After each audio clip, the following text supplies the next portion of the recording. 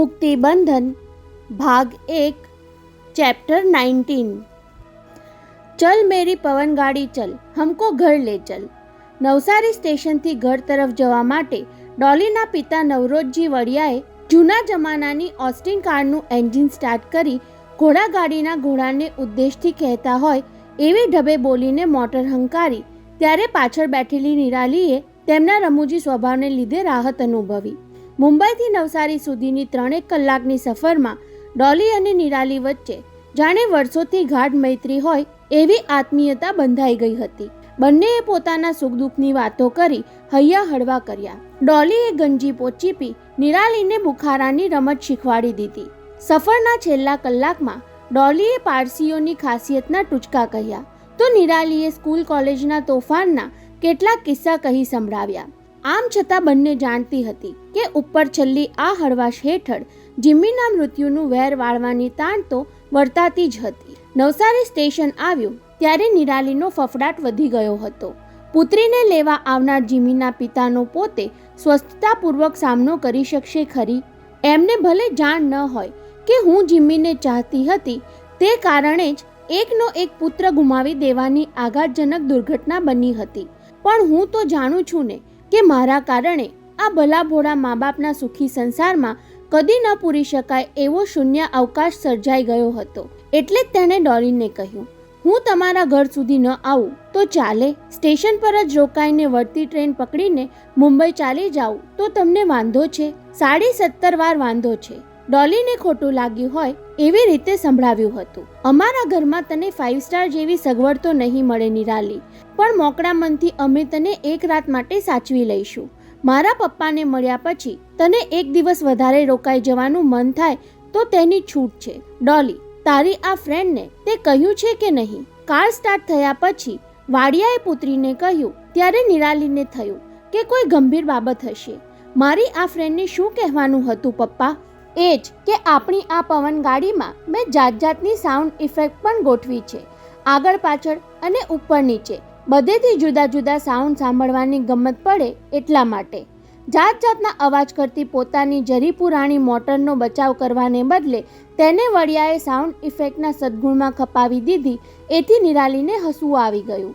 Potty, હું તારી ઉંમરનો હતો ત્યારે અમે નાદિયાની ફિલ્મ બહુ જોતા. ડોલીના પપ્પાએ નિરાલી તરફ નજર કરી લઈને રમૂજ આગળ ચલાવી. એ ફિલ્મ બનાવનારા પણ પાછા અમારા વાડિયા બંધુ જ હતા.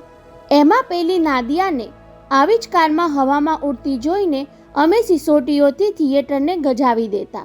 મારો બી વિચાર છે આ મોટરની ઉપર એક પંખો ફિટ કરીને એને હવામાં ઉડતી કરી દઉં, કહી નિરાલી પાસે જવાબ માંગ્યો. પોટી, મારો આઈડિયા કેવો લાગ્યો? ત્યારે નિરાલીને વળતી રમૂજ સ્ફુરી આવી. અંકલ, પંખો ફિટ કર્યા વિના પણ અત્યારે હેલિકોપ્ટરમાં બેઠા હોઈએ એવું તો લાગે જ છે. પછી પંખાનો ખર્ચ શું કામ કરવો જોઈએ? તેના એ જવાબ પર વાડિયા ખુશ થઈ ગયા. જોયું ને ડોલી, આનું નામ સેન્સ ઓફ હ્યુમર કહેવાય. એ કેવી હસમુખી છે, અને તું તો હસવાના એ પૈસા માંગે એવી સિરિયસ. તું લેટરમાં છેલ્લે સિન્સિયરલી યોર્સ લખે છે, તેની જગ્યાએ હું શું વાંચું છું ખબર છે? Seriously yours. આ વખતે નિરાલીની સાથે ડોલી પણ ખડખડાટ હસી પડી. જોકે એ જાણતી હતી કે પુત્રના મૃત્યુના આઘાતથી 2 હાર્ટ એટેક ખમી જનાર તેના પિતા ભીતરથી તો ભાંગી ચૂક્યા છે, પણ બહારથી કોઈને કળવા દેતા નથી. બીજાને હસાવતી એમની રમૂજ તેમને પોતાને તો રીબાવતી જ હોય છે. નવસારીની બજાર વટાવીને ઓસ્ટિન કાર બહેરાજી વાડિયા સ્ટ્રીટમાં દાખલ થઈ એટલે ડોલીના પિતાએ ફરી એક ટૂચકો સંભળાવ્યો. પોટી, 20 વર્ષ પહેલાં મારા ફાધર ગુજરી ગયા પછી આ શેરીને એમનું નામ આપેલું. એકવાર હું રસ્તાની વચ્ચોવચ્ચ ચાલતો હતો અને પાછળથી એક મોટરવાળો હોર્ન વગાડ કર્યા કરતો હતો.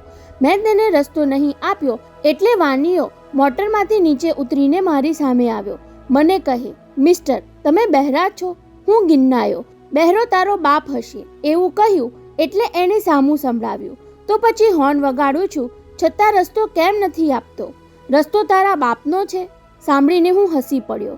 તેનું બાવડું પકડી ગલીના નાકા સુધી લઈ ગયો. પછી ત્યાં લટકેલું સ્ટ્રીટ પર નેમનું પાટિયું વંચાવ્યું. મિસ્ટર, વાંચી લો. આ બહેરામજી વાડિયા મારા પિતા થાય એટલે રસ્તો મારા બાપનો કહેવાય કે નહીં? નિરાલી હસી હસીને બેવડ વળી ગઈ એટલે ડોલીના પિતાએ ઉમેર્યું, પોટી, અમે પારસીઓ આવી પ્રેક્ટિકલ જોકમાં માનીએ, પણ તમારા વાનિયા માટીડાઓ પૈસા કમાવા સિવાયની બીજી કોઈ જોક સમજતા જ ક્યાં છે? અને કાર વાડિયા કમ્પાઉન્ડમાં દાખલ થઈ. વિશાળ ચોગાન અને મોટું મકાન જોતા પહેલી નજરે જ નિરાલીને ખ્યાલ આવી ગયો કે જિમ્મીના બાપ દાદા માત્ર નામના જ નહીં, જાહો જલાલી પણ ધરાવતા હતા. જો કે મકાનના ઉખડી ગયેલા રંગની જેમ એ જાહો જલાલી હવે ઝંખવાઈ ગયેલી દેખાઈ આવતી હતી, છતાં માણસોની ખાનદાની અને ખુમારી જળવાઈ રહી હતી. મોટી ઓસરીમાં નેતરની ઝૂલતી ખુરશીમાં રેશમી સ્કાર્ફ વીંટાળીને બેઠેલા માજીને જોતા નિરાલી સમજી ગઈ કે જિમ્મીના મધર હોવા જોઈએ. ડોલી, તારા માયજીને મેં કહ્યું નથી કે તું આંગળી કપાવીને આવી છે? કારમાંથી ઉતરતા ડોલીના પપ્પાએ ધીમા અવાજે દીકરીને સમજાવ્યું. આંગળીએ પાટો જોઈ એ ભડકી ન જાય તે જોજે. પુત્ર વિયોગમાં ઝૂંટતી માતા મગજની સ્થિરતા અને ચિત્તતંત્રનું સંતુલન ગુમાવી બેઠી હતી. એટલે જ ડોલીને દહેશત હતી કે નિરાલીની હાજરીમાં એવો કોઈ સીન સર્જાઈ ન જાય તો સારું, નહીતર એ બિચારી રાત્રે ઊંઘી નહીં શકે. જખમી આંગળીવાળો જમણો હાથ નેપકિનથી ઢાંકી દઈ ડાબા હાથે બેગ ઉંચકીને માતા પાસે પહોંચી. ત્યારે પેરીન બહેનને આરામ ખુરશીમાં બપોરની નિંદરનું ઝોકું આવી ગયેલું. દબાતા પગલે ધીમેથી આરામ ખુરશી પાછળ જઈ ડોલીએ માતાની બંને આંખો પર ડાબા હાથનો પંજો દાબી દીધો. ત્યારે પેરીન બહેન ઝબકીને જાગી ગયા. કોણ આવ્યું? મારો જિમ્મી આવી ગયો? ત્યારે ડોલીના કાળજા પર કરવત ફરી ગઈ અને નિરાલી પગથી માતા સુધી ધ્રુજી ઉઠી. 4.5 વર્ષ પછી પણ મૃત્યુ પામેલો પુત્ર ગમે તે ઘડીએ આવી ચડશે એવી દશામાં જિમ્મીની માતા જીવી રહી છે. નહીં માજી, એ તો હું છું. પેરીન બહેનનો હાથ પકડી લઈને ડોલીએ માતાને મનાવી લેવા લાડથી કહ્યું. તારે એક દીકરી પણ છે, એ તું સાવ વિસરી ગઈ કે? કહેતી એ આરામ ખુરશીની બાજુમાં બેસી ગઈ. પછી સામે ઊભેલી નિરાલીની ઓળખાણ આપતા કહ્યું, માં, જો મારી સાથે કોણ આવ્યું છે? ત્યારે ગોરા ચહેરાની કરચલીમાં થતા સળવળાટ સાથે પોતાને ટગર ટગર નિહાળી રહેલી જિમ્મીની માતાને નિરાલીએ 2 હાથ જોડી નમસ્કાર કર્યા. ભાઈની સાથે ઝેવિયર્સમાં ભણતી એ આ જ નિરાલી. અને નિરાલીને પેરીન બહેનની આંખોમાં ચમક આવતી દેખાઈ. આ ઘરમાં હજુય પોતાનું નામ સાવ ભૂલાયું કે ભૂસાયું નથી તેનું નિરાલી અચરજ અનુભવે એ પહેલા તો પેરીન બહેન બોલી ઉઠ્યા, અરે આ તો મારા જિમ્મીની ઘોડીનું નામ છે. કહેતા સફાળા ખુરશીમાંથી ઊભા થઈ જઈ તેમણે નિરાલીનું કાંડું પકડી લીધું. એમના એ અણધાર્યા આવેગે નિરાલીને સહેજ ભયભીત કરી દીધી. છોકરી, ચાલ, તને મારા જિમ્મી પાસે લઈ જાઉં. તેની એ ચેષ્ટાથી નિરાલી ડઘાઈ ગઈ. જિમ્મીના પિતા અને ડોલી છોભાઈ ગયા, પણ બેમાંથી કોઈએ તેમને રોક્યા નહીં. નિરાલી સમજી ગઈ કે માતાને પુત્રની યાદનો એટેક આવ્યો છે. તેમને ઠેસ ન પહોંચે એ રીતે મારે વર્તવાનું છે. બેકયાર્ડમાં ચાલ, ત્યાં મારો જિમ્મી તેના બ્લેક નાઇટ પર પ્રેક્ટિસ કરે છે. એણે આવતીકાલની ડર્બી જીતવાની છે ને?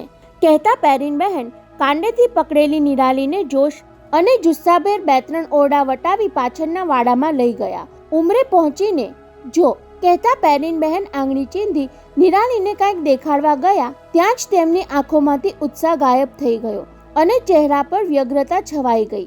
વાડામાં પ્લાસ્ટિકના પૈડાવાળો લાકડાનો ઘોડો આડો પડેલો જોઈ એમણે ચીસ પાડી, અરે, બ્લેક નાઇટને કોણે પછાડી દીધો? મારો જિમ્મી ક્યાં ગયો? બોલતા બોલતા એ છલાંગ મારી ખૂણામાં પડેલા 2.25 ફૂટના એક ડીંગલા પાસે ધસી ગયા. સિલ્કની સાડી બગડવાની પરવા કર્યા વગર નીચે જમીન પર બેસી જઈ પેલા ડીંગલાને ઉચકી ગોદમાં લઈ લીધો. મારા જિમ્મી, તને શું થઈ ગયું? જાણે થોડીવાર પહેલા જ મૃત્યુ પામેલા પુત્રના મૃતદેહ પર પછડાટ ખાઈને આક્રંદ મારતી માતાની જેમ પેરીન બહેન પોક મૂકીને રડવા લાગ્યા. એ કરુણ દ્રશ્ય જોઈને હેપતાઈ ગયેલી નિરાલીના પગ ઉંમરે જ જકડાઈ ગયા. પણ પેરીન બહેનની પોક સાંભળીને દોડી આવેલા જિમ્મીના પપ્પા અને ડોલી વિલાપ કરતા પેરીન બહેનને બાવડેથી પકડી ઘરમાં લઈ આવ્યા. ત્યારે પણ પેલા ઢીંગલાને તો તેમણે છાતી સરસો ચાપી જ રાખ્યો હતો. આંસુ નીતરતી આંખે એ બબડતા જતા હતા, મારા દીકરાને કોણે ઘોડા પરથી પછાડ્યો? આક્રંદ કરતી એક માં જાણે પોતાને જ પૂછતી હોય તેમ એ સવાલ નિરાલીના હૈયા સોસરવો ઉતરી ગયો. તેના હોઠ ભીડાવા લાગ્યા. એકવાર ડેડીને બાવડેથી પકડીને અહીં લઈ આવીને કહું કે જુઓ, મને જિમ્મીથી છૂટી પાડવાની ચાલમાં તમે કેવો ભયાનક અપરાધ કરી બેઠા ડેડી. હું જિમ્મીના પ્રેમમાં પડી એ તમને ગમ્યું નહીં તો સજા મને કરવી હતી, પરંતુ જિમ્મીને દેહાંત દંડની સજા ફટકારીને તમે આ 3 જીવને કેવા રહેસી નાખ્યા એ નજરો નજર જુઓ. જીમીના માતા પર થયેલા ચિત્તભ્રમના હુમલાને ઓસરતા 10-12 મિનિટ લાગી. ત્યાં સુધી 3 જણા આરામ ખુરશીમાં આંખો મીચીને હાંફતા પેરીનબેનને સ્તબ્ધપણે જોઈ રહ્યા હતા. અંકલ, એમને આવું વારંવાર થઈ આવે છે? જીમીના પપ્પા પાસે જઈ ધીમા અવાજે અને ધડકતા દિલે નિરાલીએ પૂછ્યું. કોઈ સ્પેશિયાલિસ્ટ ડૉક્ટરને દેખાડો તો કેમ? ઘણીવાર દિવસો સુધી નોર્મલ રહે, પછી અચાનક જીમી સાથે સંકળાયેલી કોઈક યાદ તાજી થાય એટલે બેલેન્સ ગુમાવી બેસે છે. જીમીના પપ્પા રૂંધાતા કંઠે કહી રહ્યા હતા. ક્યારેક ઊંઘમાંથી ઝબકીને જાગી જઈ ચિત્કાર કરવા લાગે ત્યારે રાતની ખામોશી ખળભળી ઉઠે છે. જીમીના નામના પોકારથી ઘરની દિવાલો સુદ્ધા પડઘાવા લાગે છે, કહેતા નવરોજજી વાડિયાએ નિસાસો નાખ્યો. મુંબઈના ટોપ મોસ્ટ ગણાતા ન્યુરોલોજિસ્ટને દેખાડ્યું, પણ સૌ એક જ જવાબ આપે છે, પુત્ર વિયોગનો જખમ રૂજવી શકે એવો કોઈ અક્ષિર ઇલાજ અમારી પાસે નથી. ઉપરવાળાની દુઆ સિવાય બીજી કોઈ દવા કામ નહીં લાગે. એ જ વખતે પેરીનબહેનની આંખો પરથી પાપણ ઉચકાતી દેખાઈ.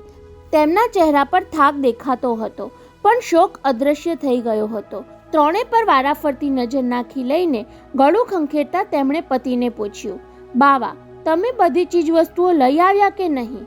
બધું જ લઈ આવ્યો છું, કહી વાડિયાએ બુશકોટના ખિસ્સામાંથી એક ચબરકી કાઢીને વાંચવા માંડી. બ્રેડ, ઈંડા, પાપડ, પોટેટોસ, ટમેટો, કોથમીર, લીંબુ અને આપણી ડોલીના ફેવરેટ સફરજન. પણ મેં તમને ચિરોડીનો પાવડર લાવવાનું લખ્યું હતું, એનું શું? પેરીનબહેન ઠપકાના સ્વરે બોલી ગયા. આપણી ડોલીને આંગણામાં રંગોળી ચિતરવાનો શોખ છે, છતાં તમે કેમ વિસરી ગયા બાવા? સાવ વિસરી ગયેલો, ડોલીની મમ્મી. વાડિયાએ કાન પકડીને કબૂલ કર્યું. મારી પવન પાવડીમાં બેસી અબઘડી લઈ આવું છું. એટલું સાંભળતા જ પેરીનબહેન મલકી ઉઠ્યા. પતિના ભૂલકણા સ્વભાવ પર ટકોર કરવાનું ચૂક્યા નહીં. ડોલી, તારા આ એબસન્ટ માઇન્ડેડ પપ્પાનું ભેજું હવે ચસકવા લાગ્યું છે. બજારે જઈને આવે ત્યારે રોજ 2 ચીજ ભૂલ્યા વગર રહે જ નહીં ને? એવણને મુંબઈ લઈ જઈને મગજના ડૉક્ટર પાસે જરા દેખાડી આવને. પેરીન, તું તો જાણે છે મગજના ડૉક્ટર અડધા પાગલ હોય છે. પત્નીને હસાવવા ખાતર જોક કરીને પપ્પા નિરાલીને એક તરફ લઈ ગયા. પોટી, તું ખરેખર એની વાતમાં આવી ન જતી. મારી યાદદાસ્ત તો ટકોરા બંધ છે, પણ વિસરી જવાનો ડોળ કરી એને હું ખુશ રાખું છું, અને એ બહાને બજારમાં 2-3 વાર જઈ આવીને નિવૃત્ત જીવનની નવરાશ ઓછી કરવા મથું છું. એમનો એ એક રાત નિરાલીને સ્પર્શી ગયો. પોતાના માણસને ખુશ રાખવા માટે માનવીએ કેવા ખેલ ખેલવા પડે છે. ડોલી, હું બજારે જઈને આવું ત્યાં સુધીમાં તમે 3 બૈરા ગપસપ લડાવો, કહીને એ મોટર સુધી પહોંચે ત્યાં પેરીનબહેને હાંક મારી. બાવા, બજારે જાઓ છો તો મુંબઈની આ છોકરી માટે નવસારીની નાનખટાઈ અને ખારી લાવવાનું ભૂલતા નહીં. અરે, પોટ્ટી માટે નવસારીમાં કોઈ સોજેજો ફૂટડો છોકરો મળશે તો તેને પણ ઉપાડી લાવીશ. બસ. એમની એ રમૂજ પર નિરાલી હસી શકી નહીં. મનોમન અફસોસ કરી લીધો. નવસારીનો સોજો ફૂટડો જીમી મારા નસીબમાં હોત તો 4.5 વર્ષ પહેલાં તેની સાથે મુંબઈથી નાસી જઈને અહીં જ આવી હોત ને, આ વાડિયાવાડીની પુત્રવધુ થઈને. નિરાલી, તું મમ્મી સાથે બુખારાની 1-2 બાજી રમી નાખ, ત્યાં સુધીમાં હું ચા નાસ્તો બનાવી લાવું છું, કહીને ડોલી અંદર જતી રહી ત્યારે બુખારાની બાજી માંડતી નિરાલીથી કહેવાઈ ગયું, મમ્મી, તમે મુંબઈ રહેવા આવી જાઓ તો હું રોજ તમારી સાથે પત્તા રમવા આવું. સાંભળીને પેરીનબહેન હાથમાં પાના પકડી તેને તાકી રહ્યા. ડોલી સાસરે ચાલી ગઈ અને જીમીના પપ્પાને તો હાથમાં પાના પકડતા પણ આવડતું નથી. એમના જવાબમાં કરુણતા ઘૂંટાતી હતી. જીમીને હું રોજ કહેતી, ઘરમાં વહુ આવ્યા પછી તેને રોજ મારી સાથે બુખારા રમવા બેસાડી દઈશ, તું તારા ઘોડા દોડાવ્યા કરજે. મમ્મી, જીમીએ તેની ઘોડીનું નામ નિરાલી પાડવાનું શું કામ નક્કી કરેલું એ તમે જાણો છો કે? હવે પેરીનબહેનના હોઠ પર આછેરી મુસ્કાન ફરકી ગઈ. છોકરી, કોઈ દીકરો એનીમાંથી આવી વાત છાની રાખી શકે ખરો? કહી અંદરના ઓરડા તરફ ગરદન કરીને જોઈ લીધું. જીમી આ ડોલીને કે એના પપ્પાને કહ્યું ન હતું, પણ દિલ ખોલીને મને જાણ કરી દીધેલી. શેની જાણ મમ્મી? અજાણ થઈને મને પૂછે છે છોકરી. એમની એ ટકોરમાં માતાની મમતાની મીઠાશ હતી. ડરબી જીતીને જીમી તેને નસાડી જવાનો હતો. અરે છોકરી, આટલા ખાતર તો હું ટ્રેન પકડીને અહીં નવસારી આવી ગયેલી, પણ એટલું બોલતા સુધીમાં તેમની છાતીમાં ડૂમો ભરાઈ આવ્યો. નિરાલીને ભીતિ લાગી કે હમણાં એમની આંખો ઉભરાઈ જશે, વિલાપ ચાલુ થઈ જશે, પણ તેને એકીટશે જોઈ રહેલા પેરીન બહેને જાત સંભાળી લીધી. છોકરી, તે લગ્ન કરી લીધા કે નહીં? નહીં મમ્મી, કદાચ દિવાળી પછી થશે. તો પછી મને બોલાવવાનું ભૂલતી નહીં. લાગણીવશ અવાજે જીમીની માં જાણે તેને વિનવી રહી હતી. હું ખરા દિલથી તારા દુખણા લેવા આવીશ. જરૂર આવજો મમ્મી. નિરાલી ગદગદ થતી બોલી ગઈ. તમે આવશો તો મને બહુ જ ગમશે. જીમીના મમ્મા. એ જ વખતે ડોલીને દૂરથી આવતી જોઈ બંનેએ બુખારાની રમતમાં ધ્યાન પોરવી લેવું પડ્યું. તેમની એ બાજી પૂરી થઈ ત્યાં ચા નાસ્તો આવી ગયા. એ પતે એટલી વારમાં જીમીના પપ્પાની ઓસ્ટિન પણ પાછી ફરી ગઈ. બધું જ લઈ આવ્યો. કહી મંગાવેલી ચીજ વસ્તુઓ પત્ની સામે ધરી દેતા નવરોજજીએ ઉમેર્યું, મારી પાછળ પાછળ બીજું કોઈ પણ આવી રહ્યું છે. સાંભળીને ત્રણેય ચોંક્યા. નિરાલીએ માન્યું કે સ્વભાવ મુજબ એ કોઈક જોક સંભળાવશે, પરંતુ કંઈક જુદું જ સાંભળવા મળ્યું. ગામમાં કોઈ મોટા જૈન સાધ્વી પધાર્યા છે. શેરીમાં હું દાખલ થયો ત્યાં કાર ઊભી રખાવી સફેદ ડ્રેસવાળી બાઈએ મને પૂછ્યું, અહીં બહેરામજી વાડિયાનું ઘર ક્યાં આવ્યું? મેં કહ્યું, ચાલો મારી સાથે. આ સામે ડેલી દેખાય એ વાડિયાવાડી એટલે કે બહેરામજી બાવાનું ઘર અને હું પોતે એમનું ફરજંદ. પછી ડોલીની ઉત્કંઠા વધી ગઈ. તો એ મને કહે કે અમારા સાધ્વીજી તમારે ઘેર આવવા માંગે છે. સાંભળીને હું મૂંઝવણમાં મુકાઈ ગયો. મેં પૂછ્યું, અમારે ઘેર? જૈન સાધ્વીજી? તો એ કહે કે હા, આમ તો એ કોઈને ઘેર જતા નથી, પણ આજે સાંજે ગામ છોડી જતા પહેલા એકવાર તમારે ઘેર આવવાનો આગ્રહ સેવે છે. કહીને મને સમજાવ્યું કે તમે ઘેર પહોંચો ત્યાં હું સાધ્વીને લઈને આવું છું. કોઈને ઘેર જતા નથી તો પછી આપણે ઘેર શું કામ આવે? બબડતા પેરીન બહેને અનુમાન કર્યું, કદાચ ફંડ ફાળા માટે આવતા હશે. બાવા, તમારા બાપનું નામ બહુ મોટું રહ્યું ને. અને એમના આ તર્ક પર કોઈ પ્રતિભાવ દર્શાવે એ પહેલા તો ઉઘાડા ડેલામાં દાખલ થતી સફેદ વસ્ત્રધારી બે સ્ત્રીઓ દેખાઈ. એ આવી પહોંચ્યા. કહી જીમીના પપ્પાએ હાફડા ફાફડા દૂર પડેલી બે ખુરશીઓ લઈ આવીને ગોઠવી દીધી. ડોલીએ ઝટપટ ચા નાસ્તાની સામગ્રી હટાવી લીધી. નજીક આવતા સાધ્વીને નિરાલી કૌતુકભેર નિહાળવા લાગી, પણ પેરીન બહેન તો નિર્લેપ ભાવે આરામ ખુરશીમાં હતા તેમજ બેસી રહ્યા. એ માત્ર એટલું જ બબડ્યા, હવે મોટી રકમના ફંડફાળા આપવા જેવી સ્થિતિ ક્યાં રહી છે? એટલી વારમાં પોતાની શિષ્યાને થોડે દૂર જ ઊભી રહેવાનું કહી સાધ્વીજી પોતે ઓસરીની લગોલગ આવી પહોંચ્યા. આવો, પધારો. બે ડગલા આગળ જઈ નવરોજજીએ હાથ જોડી સ્વાગત કર્યું. અમારે આંગણે આપ ક્યાંથી? મારા આગમનથી આપને કોઈ વિક્ષેપ તો નથી થયો ને? નહીં રે. નવરોજજીએ ખુરશી નજીક ધરી વિવેક કર્યો. બેસો ને, અમે રહ્યા પારસી, એટલે આપના જેવા જૈન સાધ્વીનું સ્વાગત કેમ કરવું એની સમજણ નથી તો ક્ષમા. એવું ન બોલો વાડિયાજી, આ ઘરમાં તો હું અગાઉ એક રાત આશ્રય લઈ ચૂકી છું. સાંભળીને નિરાલી સિવાયના ત્રણેય ચોંક્યા. આપ અમારા ઘરમાં પધારેલા? નવરોજજીએ નવાઈ ઉછાળતા પૂછ્યું. ક્યારે? જ્યારે હું સાધ્વી થઈ ન હતી અને ચંદ્રસ્મિતા નામ ધારણ કર્યું ન હતું ત્યારે. પેરીન બહેનને તેમની વાતમાં રસ પડ્યો હોય તેમે ટટ્ટાર થઈ ગયા. તમે ક્યારની વાત કરો છો બહેન? જીમીના મમ્મી. સાધ્વીને બહેન ન કહેવાય.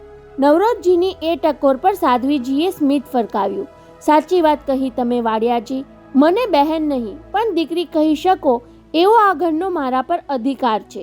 ત્યારે તો ચારે જણ જિજ્ઞાસાવશ સાધ્વીને જોઈ રહ્યા. તેમના સફેદ વસ્ત્રો, તેજસ્વી ગોરું મુખ અને સૌમ્ય વાણીએ નિરાલીને પણ તેમની વાતમાં રસ લેતી કરી દીધી. આમ તો સંસાર ત્યજીને દીક્ષા લીધા પછી સાધુ સાધ્વીએ એમના પૂર્વાશ્રમની વાત યાદ ન કરાય કે કોઈને કહેવાય પણ નહીં. ચંદ્રસ્મિતા ઘરની દરેક વસ્તુ પર નજર ફેરવતા બોલી રહ્યા હતા. પરંતુ ગઈકાલે ગામમાં આવી ત્યારથી મને આવાબાઈની યાદ ઘેરી વળી. એ મારા સાસુજી થાય. પેરીન બહેન બોલી ઉઠ્યા. એમને ગુજરી ગયાને 15 વર્ષ થઈ ગયા, પરંતુ મારા હૃદયમાં તો હજુ આવાબાઈ જીવંત છે. બોલતા બોલતા સાધ્વી 38 વર્ષના અગાઉના અતીતમાં ડૂબકી મારી આવ્યા. ઘડીભર માટે ચંદ્રસ્મિતામાંથી ચંદ્રપ્રભા બની ગયા. પતિના ત્રાસથી સંસાર ત્યજી દેવા માટે પોતે બોમ્બે સેન્ટ્રલથી ટ્રેન પકડી ત્યારે ક્યાં ખબર હતી કે એ ટ્રેનને જ અકસ્માત નડશે. આમ તો પોતાને આગ્રા જવા માટે 10:30ની ટ્રેન પકડવાની હતી, પરંતુ જામનગર જવા માટે એરપોર્ટ ગયેલા પિતાની ગેરહાજરીમાં મુંબઈ છોડી દેવા ખાતર પોતે સૌરાષ્ટ્ર એક્સપ્રેસ પકડી હતી. વડોદરા ઉતરી જઈને બપોરે દિલ્હીની ટ્રેન પકડવાનું વિચારેલું, પણ એ પહેલાં તો નાની દબણના પુલ પરથી ગાડી ફસડી પડી. માથાથી પાછળના ભાગમાં માર વાગ્યો, તેમાં બેહોશી આવી ગઈ. એટલે બીજા જખમી ઉતારુઓની જેમ તેને પણ નવસારી લઈ આવ્યા. પોતાને ભાન આવ્યું ત્યારે ડૉક્ટરો નર્સો સાથે આવાબાઈ પણ ત્યાં ઊભા હતા. બહેન, તમારું નામ શું? એમ વારંવાર પૂછવામાં આવ્યું, છતાં નામ લીધું નહીં. ત્યારે ડૉક્ટરે જાહેર કર્યું કે માથામાં માર વાગવાને લીધે તે એમ્નેશિયાનો ભોગ બની છે. પરંતુ આવાબાઈની ચક્કો નજરે તેની ચોરી પકડી પાડી. છોકરી, ડૉક્ટરો સામે તેમ ભલે ભૂલી જવાનો ડોળ કર્યો, પણ તારી આંખોમાં ડોળાતી આ પીડા તારી યાદદાસ્તની ચાડી ખાય છે. સાચું કહી દે, મને માં સમજીને તારું દિલ ખોલી દે. હું તારી ઓળખાણ જાહેર થવા નહીં દઉં. ત્યારે પોતે તેમને વળગી પડીને મોકળા મને રડી લીધું હતું. પતિના ત્રાસનું વર્ણન સાંભળીને આમાબાઈનું દિલ દ્રવી ઉઠ્યું હોય એમે બોલી ઉઠ્યા, સાંભળ, તું ઘરબાર ત્યજીને નીકળી છો તો હવે તારા નિર્ણયને વળગી રહેજે. ચાલ, હું તને મારે ઘેર લઈ જાઉં. ત્યાં રહેવું હોય એટલા દિવસ રહેજે, પણ જતાં પહેલાં મને એક વચન આપતા જવું પડશે. જિંદગીમાં ગમે એટલા દુઃખ પડે તો હસતા મોઢે સહી લેજે. ફરી સંસાર માંડવાનું મન થાય તો ખુશીથી એમ કરજે, પરંતુ ક્યારેય આપઘાતનો વિચાર કરતી નહીં. અને આવાબાઈના એ શબ્દોએ તેને માત્ર આશ્વાસન જ નહીં, આત્મભાન કરાવ્યું હતું, આત્મબળ આપ્યું હતું. અત્યારે 38 વર્ષ પછી પોતે ચંદ્રસ્મિતા સાધ્વી થઈને એ જ આવાબાઈને આંગળે આવી હતી. સાધ્વીજી, આપ ચૂપ કેમ થઈ ગયા? એમનું મૌન અકળાવી મૂકતું હોય તેમ નવરોજજી પૂછી બેઠા. ત્યારે સાધ્વીએ ચંદ્રપ્રભા મટી જઈને ચંદ્રસ્મિતાનો અવતાર ધારણ કરી લેવો પડ્યો. એટલી વારમાં ડોલીએ ઘરમાં જઈ સ્ટીલના ગ્લાસમાં પાણી લઈ આવી તેમની સામે ધર્યું. આપ બીજું શું લેશો સાધ્વીજી? એ જૈન છે, એમનાથી આપણા ઘરનું પાણી પણ ન લેવાય. પેરીન બહેન પુત્રીને હજુ એટલું કહે ત્યાં તો ચંદ્રસ્મિતા સાધ્વીએ ડોલીના હાથમાંથી પ્યાલો લઈ લીધો. હાજી, હું જૈન છું અને પાછી સાધ્વી પણ છું, છતાં આવાબાઈજીના ઘરનું જળ મારે માટે અમૃત સમાન શુદ્ધ છે. કહેતા સાધ્વીજીએ ખરેખર અમૃતપાન કરતા હોય એવી ભાવુકતાથી પાણી પીધું. પછી મુખ પર પરમ તૃપ્તિના ભાવ સાથે ડોલીને પાણીનો પ્યાલો પાછો સોંપતા ચંદ્રસ્મિતાજી બોલી ઉઠ્યા, મને બરાબર યાદ છે. આવાબાઈજી ગૌરવભેર કહેતા કે વાડિયાઓની કુઈ જેવું મીઠું પાણી આખા નવસારીમાં ક્યાંય નહીં મળે. ત્યારે ડોલીના પપ્પાના વિસ્મયનો પાર ન રહ્યો. પોતાના ઘરમાં હજુ પણ નળને બદલે વાવડીનું પાણી પીવાય છે એ સાધ્વીજીએ કઈ રીતે જાણી લીધું? કેટલાય વર્ષ પહેલાં પીધેલા પાણીનો સ્વાદ આટલી હદે કોઈને યાદ રહે ખરો? પહેલીવાર તેમના મનમાં સાધ્વીજી પ્રત્યે ભક્તિભાવ પ્રગટ્યો. કદાચ એમના આ અણધાર્યા આગમનમાં કુદરતનો કોઈ સંકેત હશે. સવારથી હું શ્રાવક બહેનોને પૂછતી હતી કે અહીં આવાબાઈ રહેતા હતા, એમના ઘરમાં હવે કોણ કોણ છે? ચંદ્રસ્મિતાજી વગર પૂછીએ કહેવા લાગ્યા. ત્યારે ખબર પડી કે આ મોહલ્લાને બહેરામજી વાડિયાનું નામ અપાયું. ખરેખર તો નવસારી ગામે આવાબાઈનું પણ સ્મારક રચવું જોઈતું હતું. કોને ખબર, મારા જેવા કેટલાયના એ તારણહાર બન્યા હશે. છતાં એ દાદીમાના જુવાનજોત પોતરાને ઉપરવાળાએ છીનવી લીધો એનું શું? આદ્ર અવાજે ડોલીથી બોલી જવાયું. આ વાડિયાવાડીનો હવે કોઈ વારસદાર જ ન રહ્યો કહીને ડોલીએ દર્દનાક સ્વરે જવાબ માંગ્યો, તમે તો સાધ્વી છો, કહી શકો તો કહો કે ખોદાઈજીનો અમારા પર આવો કોપ શું કામ? સાંભળીને ચંદ્રસ્મિતાજીના મુખ પર વ્યથાની બે ચાર રેખા ઉપસી આવી. પ્રશ્ન ડોલીએ કર્યો, પણ એમની દ્રષ્ટિ તો પેરીન બહેન પર જ મંડાઈ ગઈ હતી. અહીં આવતા પહેલા એમણે જાણી લીધું હતું કે આવાબાઈના કુટુંબમાં કરુણ મોત નીપજ્યા પછી તેમની પુત્રવધુ પેરીન બહેન ચિત્તભ્રમ દશામાં જીવે છે. પોતે અહીં ઉપદેશ આપવા નહીં પણ શોકના સંતાપથી વ્યથિત બનેલા ચિત્તને સાંત્વના આપવા આવ્યા હતા અને હવે એ ઘડી આવી પહોંચી હતી. ખોદાઈજી કોઈના પર કોપ કરતા નથી બહેનજી. ડોલીના પ્રશ્નનો ઉત્તર એ જીમીની માતાને આપી રહ્યા હતા. આપણે મનુષ્યો સર્જનહારની કૃપા કે કોપને સમજવા જેટલા સમર્થ ક્યાં છીએ? અમૃત ઝરતી વાણીમાં એ બોલતા હતા. હું તમારા આંગણે આવી ત્યારથી આવાબાઈ સાક્ષાત હાજર હોય તેવું મને લાગ્યા કરે છે. શરીરથી એ મરણ પામ્યા પણ સ્મરણથી તો એ જીવંત જ છે ને. માતા તેના સંતાનને ઉદરમાં ઉછેરે છે, પરંતુ પછી તો એ સતત તેની છાતીએ જ વળગેલું રહે છે. દેહથી દૂર થયેલા દીકરાને હૃદયમાંથી કોણ છીનવી શકે છે બહેન? એમના શબ્દોની પેરીન બહેન પર ધારી અસર થઈ હોય તેમ એકી ચિત્તે સાધ્વીને સાંભળતા હતા. સંતાનનો વિયોગ સંતાપરૂપ બને છે એમ એની સ્મૃતિ સંજીવની રૂપ પણ બની શકે છે. જેને છાતીએ વળગાડીને પરમ સુખ અનુભવતા હતા તેને છાતી નીચેના હૃદયમાં રમતો રાખીને પરમ શાંતિ શું કામ પ્રાપ્ત ન કરી શકીએ? પેરીન બહેન જાણે તંદ્રામાં હોય તેમ સાંભળી રહ્યા હતા. માની લઈએ તો એ સંતાપ છે, પણ સમજી લઈએ તો એ સંજીવની છે. અને એમના એ ઉદ્ગારે ઘેરા સંતાપથી તપતા હૃદય પર અમી વર્ષા જેવી અસર કરી હોય તેમ જીમીના માતાને નિંદનની સમાધિ લાગી ગઈ. આજુબાજુ બેઠેલા ત્રણને સમજાયું નહીં કે સાધ્વીજીની વાણીનો આ પ્રભાવ હોય કે એમની દ્રષ્ટિના તેજનો એ પ્રતાપ હતો. બીજી જ મિનિટે પેરીન બહેન ઘસઘસાટ ઊંઘતા હોય તેમ એમના નસકોરા સંભળાવા લાગ્યા. એટલે નવરોજજી વાડિયા ભાવ વિવશ બની ગયા. કેટલા વર્ષે મેં એને આમ ઊંઘતી જોઈ. સાધ્વીજીને ગદગદ અવાજે કહેવા લાગ્યા. નાખોરા બોલાવવાની તેની આદત પર હું પહેલાં બહુ ચીડાતો. કોઈક વાર સંભળાવતો કે તું ઊંઘમાં બેન્ડ બાજા વગાડવાનું બંધ નહીં કરે તો તને ડિવોર્સ આપી દઈશ. પણ જીમી ગયો. તેની સાથે આ ઘસઘસાટ ઊંઘ પણ ચાલી ગઈ. કહેતા કહેતા અનાયાસ સાધ્વીજી તરફ બે હાથ જોડાઈ ગયા. આપ અહીં પધાર્યા અને મારી પેરીનને ભર બપોરે આ રીતે મીઠી નિંદરમાં પોઢાડી દીધી. આપનો ઉપકાર હું. એટલું સાંભળતા ચંદ્રસ્મિતાજી સફાળા ઊભા થઈ ગયા. હું તો આંબાબાઈના દર્શને આવી હતી. મને તો અહીં સર્વત્ર એમનો વાસ વર્તાય છે. વાડિયાજી, દેહની આંખે દેખાય એટલું જ સાચું, એવું શું કામ? આત્માની આંખોથી જોઈ શકીએ તો અદ્રશ્ય લાગતું ઘણું બધું દ્રશ્યમાન થાય છે.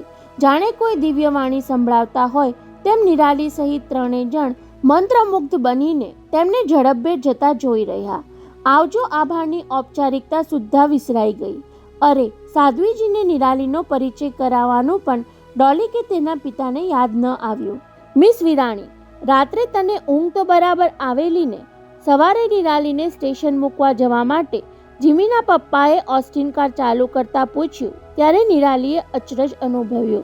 આગલી બપોરે પોતે નવસારી સ્ટેશનથી ડોલી સાથે ઘેર આવતી હતી ત્યારે પોટ્ટીનું સંબોધન કરી રમૂજી ટૂચકા સંભળાવીને હસાવનાર નવરોજજી વડિયા 15 કલાકમાં કેટલા બદલાઈ ગયા.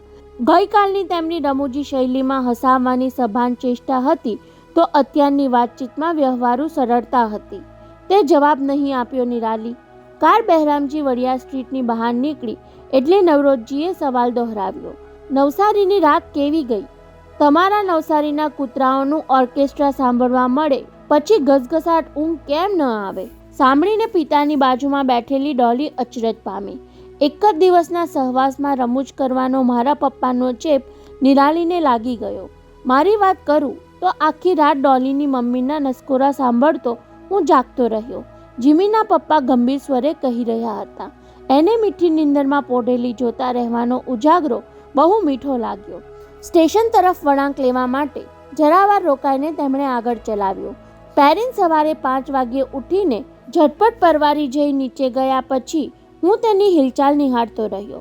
પહેલા બગીચામાં જઈને તેણે ફૂલ ચૂંટ્યા. ઘણા વખતે મેં તેને ડોલી માટે ફૂલનો ગજરો ગૂંથતી જોઈ.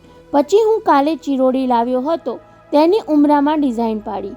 ત્યારબાદ બેકયાર્ડમાં જઈને પેલો લાકડાનો ઘોડો ઉંચકી લાવી અને ઢીંગલા સાથે આવા માઈજીના પટારામાં મૂકી દીધો. જાણે મનમાં શોક સંતાપને હંમેશા માટે ધરબી દઈને મોકળાશ અનુભવતી હોય તેમ દાદર ચડીને ઉપર આવતી દેખાઈ એટલે હું બિછાનામાં જઈ ઊંઘવાનો ડોળ કરતો પડ્યો રહ્યો. એ મારી પાસે આવી મારા માથા પર હાથ પસવારીને મને જગાડતી કહેવા લાગી, જીમીના પપ્પા ઉઠો, આપણે સાથે બેસીને ચા પીએ.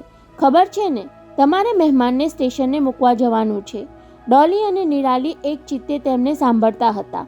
મને તો લાગે છે સાધ્વીજીના પગલાંનો જ આ ચમત્કાર હોવો જોઈએ.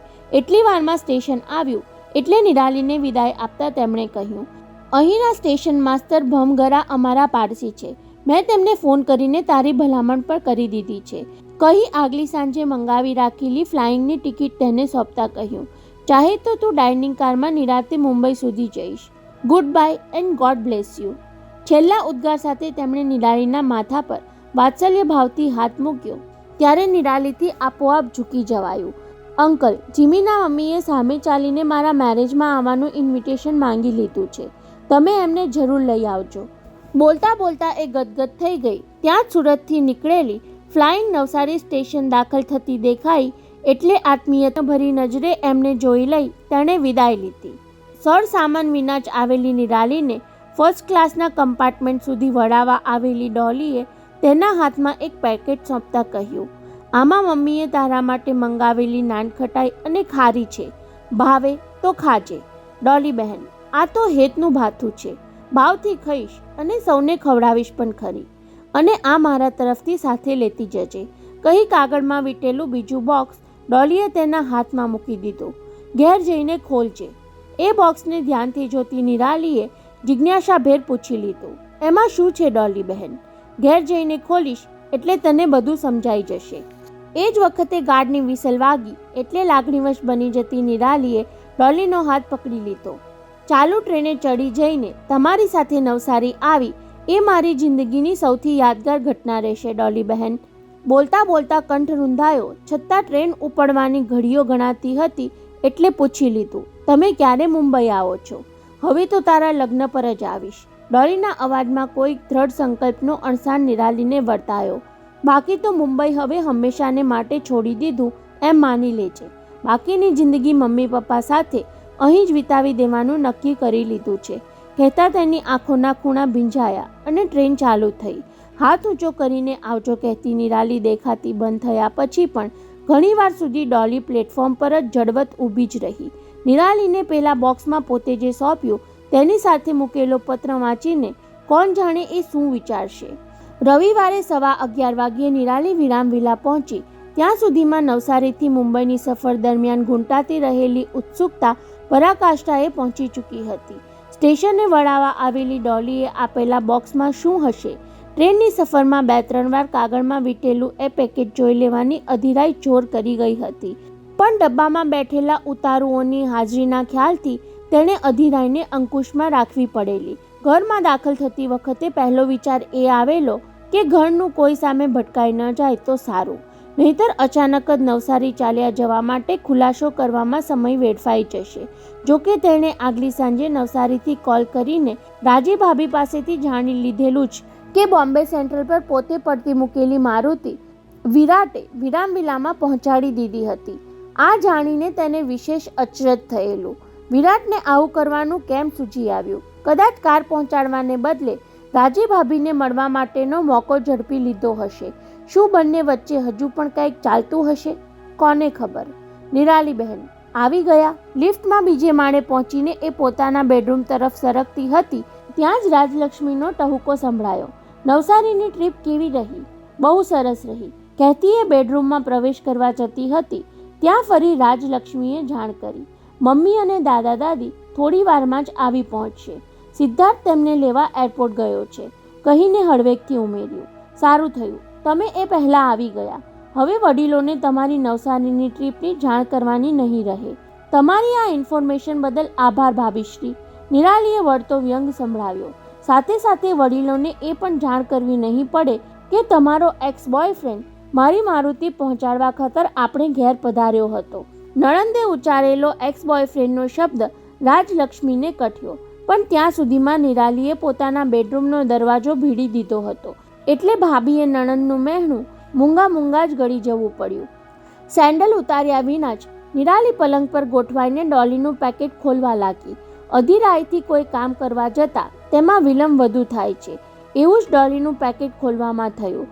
પહેલા પેકેટ પર વીંટાળેલો કાગળ ફાડ્યો ત્યાં નીચે લગાવેલી સેલો ટેપનો અવરોધ નડ્યો. ટેપ ખોલવાનું ફાવ્યું નહીં એટલે નાની કાતર શોધવાના ફાંફા માર્યા. છેવટે જેમ તેમ કરીને બોક્સ ઉઘાડ્યું તો જોકીના 2 શૂઝ અને 2 ઓડિયો કેસેટ સાથે બીડેલું પરબીડિયું નીકળ્યું. જોકીના બૂટ જોતા નિરાલીને સમજાઈ ગયું કે જિમ્મીના મૃત્યુ માટે ઉપયોગમાં લેવાયેલા એ શૂઝ હતા. કેસેટમાં તેને ડેડીએ હોંગકોંગ કોલ જોડીને વૈભવ સાથે કરેલી વાતચીત રેકોર્ડ થયેલી હશે એ અનુમાન પણ તેણે કરી લીધું. પરંતુ પત્રમાં શું લખ્યું હશે? નિરાલી, તારું નવસારી આવવું અને એ જ વખતે વાડિયાવાડીમાં જૈન સાધ્વીજીનું પધારવું એને કેવો કોઇન્સિડન્સ ગણવો એ સમજાતું નથી. શ્વાસભેર નિરાલી પત્ર વાંચતી હતી. એ રાત્રે ઘરમાં તમે ત્રણે ઊંઘતા હતા ત્યારે મારા દિલમાં ભારે ગડમથલ ચાલતી હતી. સાંજે બહેનપણીને મળી આવવાનું બહાનું કાઢીને ખરેખર તો હું પેલા સાધ્વીને મળવા ગઈ હતી. નાના ભાઈના મૃત્યુનો બદલો લેવાનો મારો અજંપો વ્યક્ત કરીને મેં પૂછ્યું, મારે શું કરવું જોઈએ? તે સમજાતું નથી. આપ જ મને માર્ગ દેખાડો. ત્યારે એમણે મને સમજાવ્યું કે વેર એ બંધન છે અને ક્ષમા મુક્તિ. અપરાધીને સજા કરવાનું ઉપરવાળા પર છોડી દઈને તું બદલાની આ ભાવનાથી મુક્ત થઈ જા. વેર વાળ્યું વળતું નથી. એને મનમાંથી વળાવી દેવાથી જ સાચી શાંતિ સાંપડે છે. ભાઈના મૃત્યુનો બદલો લેવો હોય તો બીજાની ભલાઈ કરીને લે. તારા દાદીમાએ લોકોની ભલાઈ પાછળ જિંદગી ખર્ચી નાખી. એવું કંઈક કરીશ તો સમજાશે કે દુઃખ અને કલેશથી ભરેલા આ જગતને સારપ અને સેવાની કેટલી બધી જરૂર છે. નિરાલી, તેમની આ શિખામણનો અમલ કરવાનો મેં સંકલ્પ કરી લીધો છે. કદાચ કાલે ફરી વિચાર બદલાઈ ન જાય એટલા ખાતર મારા મનમાં સતત વેરની ભાવના જગાડતા તારા ડેડી વિરુદ્ધના પુરાવા હું તને સુપરત કરી દઉં છું. તેનું તને મન ફાવે તે કરજે. હું તો હવે હંમેશા માટે તેમાંથી મુક્ત થઈ ચૂકી છું. એની ખાતરી રાખજે. ખોદાઈજી તારું ભલું કરે. લિખિતન, જીમીની બહેન ડોલી. પત્ર વંચાઈ રહ્યો ત્યાં સુધીમાં નિરાલીની આંખોમાંથી ચોધાર આંસુ વહેવા લાગ્યા. ડોલીએ સોંપેલા પોતાના ડેડી વિરુદ્ધના પુરાવા પર દ્રષ્ટિ કરી એ વિચારતી રહી, હવે મારે આનું શું કરવું?